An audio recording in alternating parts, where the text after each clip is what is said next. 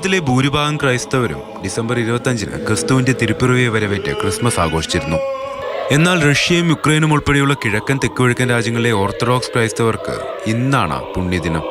Orthodox ക്രൈസ്തവർ ഭൂരിപക്ഷമുള്ള Russia, Egypt, Greece, Ukraine എന്നിവിടങ്ങളിൽ ഉൾപ്പെടെയുള്ള 300 ദശലക്ഷത്തിലധികം പേരാണ് ഇന്ന് ക്രിസ്മസ് ആഘോഷിക്കുന്നത്. ഇന്നീ ദിവസങ്ങളിൽ ഇവർ പ്രാർത്ഥനയും അത്താഴ വിരുന്നുകളും വാദ്യമേളങ്ങളുമായി ക്രിസ്മസ് ആഘോഷിക്കുന്നു.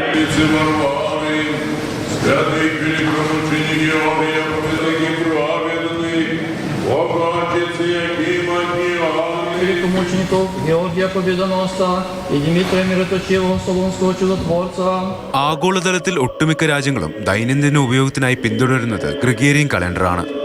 എന്നാൽ റഷ്യ ഉൾപ്പെടെയുള്ള ചില കിഴക്കൻ പൗരസ്ത്യ ഓർത്തഡോക്സ് സഭകൾ പുരാതന ജൂലിയൻ കലണ്ടർ പിന്തുടരുന്നു.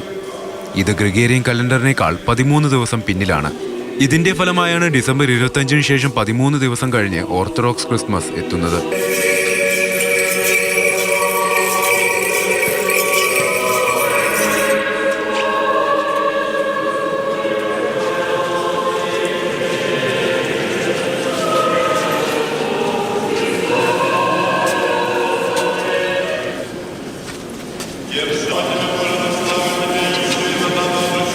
ഓർത്തഡോക്സ് ക്രിസ്മസിന്റെ പശ്ചാത്തലത്തിൽ റഷ്യൻ പ്രസിഡന്റ് വ്ളാഡിമിർ പുടിൻ യുക്രൈനിൽ 36 മണിക്കൂറത്തെ താൽക്കാലിക വെടിനിർത്തൽ പ്രഖ്യാപിച്ചിരുന്നു. എന്നാൽ ഇത് കപടമായ രാഷ്ട്രീയ നീക്കമാണെന്ന് പറഞ്ഞ് യുക്രൈൻ അത് തള്ളിക്കളഞ്ഞു. തുടർന്ന് ആക്രമണവും ശക്തമാക്കി.